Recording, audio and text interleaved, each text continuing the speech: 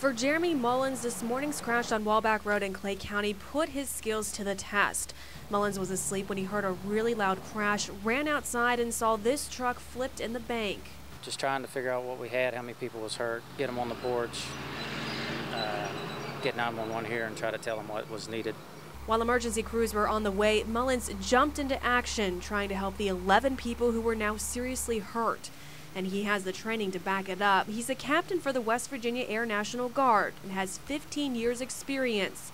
He's trained in what he called casualty collection. He got everyone that was hurt away from the crash to his porch and told them not to move. We had two that were really bad, immobilized, didn't want them to move at all. We had one head trauma that he needed to sit down, and two broken arms. One guy had trouble breathing. It was mainly just to get him stabilized, not to move till the ambulances got here. Mullins said it was a hectic scene and he tried to help everyone that he could. 17-year-old Kara Conley was trapped underneath the truck. Mullins said he crawled down the bank to try to help her but couldn't find a pulse and knew it was too late. You just try to help the ones that you can. There's nothing I could do about the one. There was no way I could move the vehicle. I had to have a crane to get it off of her. But it was quick thinking and the right training that Mullins said probably helped save some of these young lives this morning.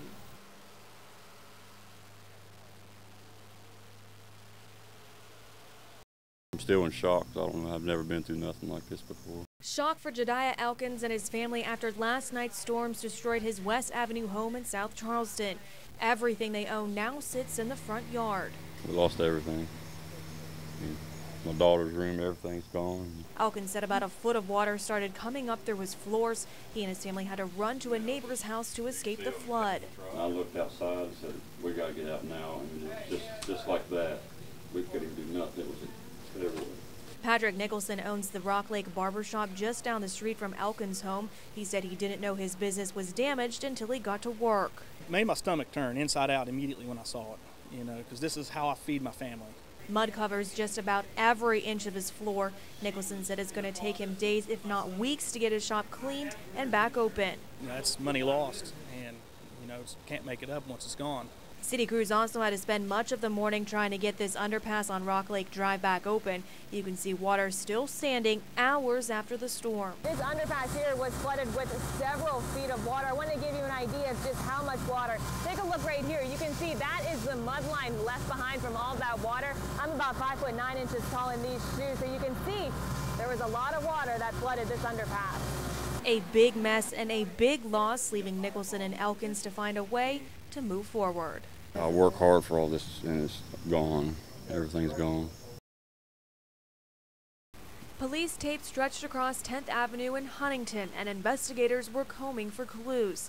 A fight turned deadly inside Gary's Place Friday morning and 23-year-old D'Angelo Urquhart was shot multiple times. Jeannie Tarpley lives just a couple of houses down from the bar and said this neighborhood has become extremely violent. Prior to this, there's been several shootings. People coming out right on the street and just shooting down the street. And the last time they shot out car windows. Huntington police have noticed too. Investigators said they've responded to several calls in this area just this year. Within the last 6 months, we can say shooting incidents in the area have picked up. Some incidents in this bar have been noted in our CAD system. Response, several crimes. So this is becoming actually a nuisance. So much of a nuisance that police are planning on taking action against the bar. Whether that means shutting it down, police are weighing their options. We'll start with the Alcohol Commission. We'll have them review our reports of the past incidents involving this bar and the general location of the bar after hours. Take some action that way. And of course the city can step in with enforcement, code enforcement, which we now have enacted, which will really help greatly in this situation. A shooting Tarpley said is unfortunate, but she's not surprised it happened so close to home. It's sad, but like I said, it's a sign of the times. It's not just here. It's not the property owners. They're really nice people, but it's just everywhere. I mean, they can't help what people do. You can't control the world.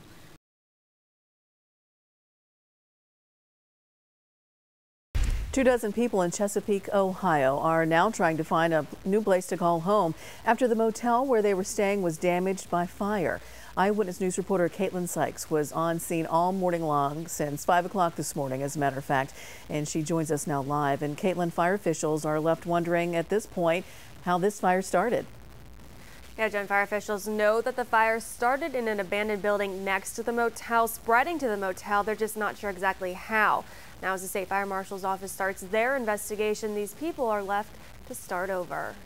I'm just trying to stay positive right now.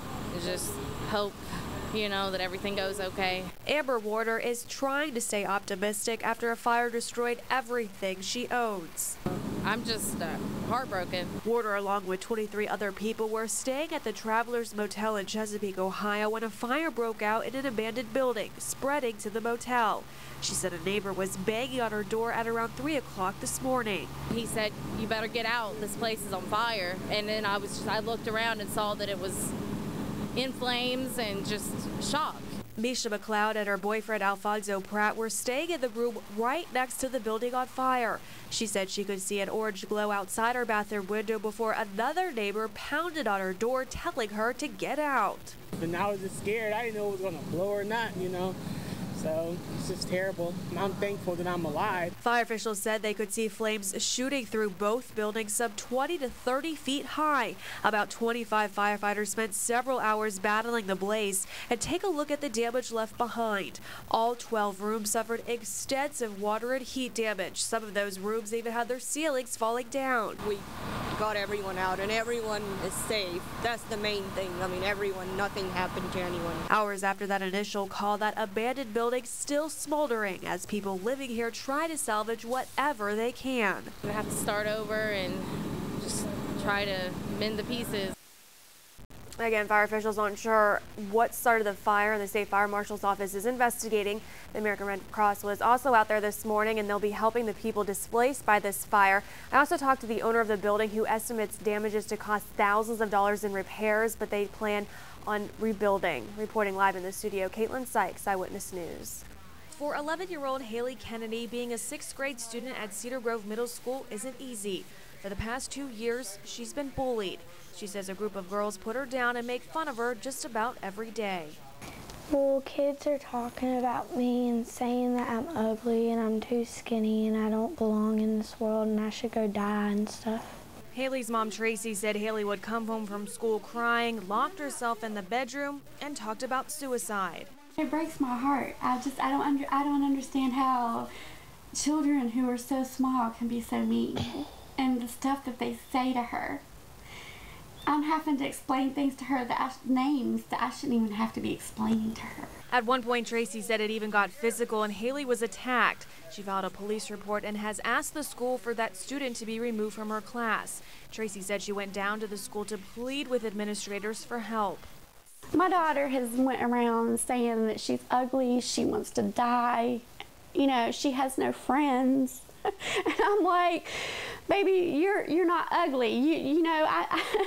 Well, no, they're always picking on me. Nobody wants to listen to me or anything. And I'm like, and that's why I keep fighting and I keep going down there and I keep begging and pleading. I just want to tell them to leave me alone and stop messing with me. And that's exactly what Haley did. Tracy said that resulted in 2 in-school suspensions, and most recently, Haley was suspended for 3 days for a death threat.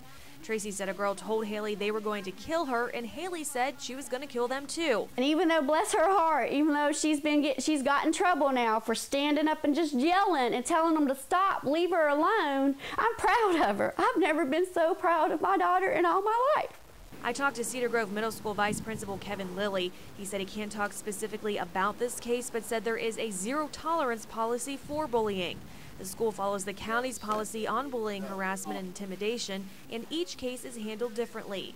If evidence does prove bullying exists, punishment varies from in-school suspensions to expulsion. Here, Tracy said the school was able to move her out of the classes where she was being bullied. I love my baby girl. I'm going to fight for her. I'm not going to stop. I'm her parent, and there's not nobody going to tell me that I can't fight her battles when she's trying and nobody's helping her. Heartache for a mother and a young girl at the hands of a bully.